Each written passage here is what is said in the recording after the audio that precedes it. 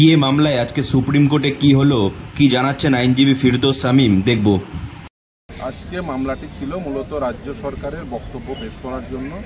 যেহেতু রাজ্য সরকারের পক্ষ থেকে যিনি সিনিয়র অ্যাডভোকেট ছিলেন কপিল সিব্বল, তিনি অন্য একটি আদালতে ব্যস্ত থাকার জন্য এই মামলায়, যদিও রাজ্য সরকারের পক্ষ থেকে অন্য আইনজীবী ছিলেন, কিন্তু যেহেতু তিনি আজকে সাবমিশন করতেন, তো সেহেতু তার গ্রাউন্ডে টাইম দিয়েছেন। আগামী 26শে August top of the board থাকবে, অর্থাৎ সকাল থেকে এই ম্যাটারটি পূর্ণাঙ্গ শুনানি হয়ে আশা করি যে এই মামলায় পরিসমাপ্তি ঘটবে। তার কারণ অলরেডি আমাদের পক্ষ থেকে যে সাবমিশন, সেই সাবমিশন করা হয়েছে, অ্যাজ ওয়েল এজ স্টেটের পক্ষ থেকেও সাবমিশন করেছে, কিন্তু আমাদের যে সাবমিশন তার রিপ্লাই দিচ্ছেন স্টেট।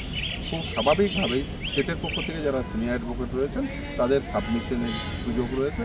সেই যেহেতু আজকে অন্য একটি মামলায় সকাল থেকেই শুনানি হচ্ছে অন্য আদালতে, ফলে খুব স্বাভাবিকভাবেই যেহেতু কন্টিনিউইং ম্যাটার, কন্টিনিউয়াসলি চলছে যে ম্যাটারটি, যেটি ফলে অল অফ দ্য সাডেন তার মাঝখান থেকে তো এসে অন্য একটি মামলা শুরু করা যায়, সেই জন্য আজকে টাইমটা পারমিট করেছেন এবং আগামী 26শে August top of the board এই ম্যাটারটি রেখেছেন, ডিএ ম্যাটারটি। আশা করি ম্যাটারটি সেই দিন পূর্ণাঙ্গ শুনানি।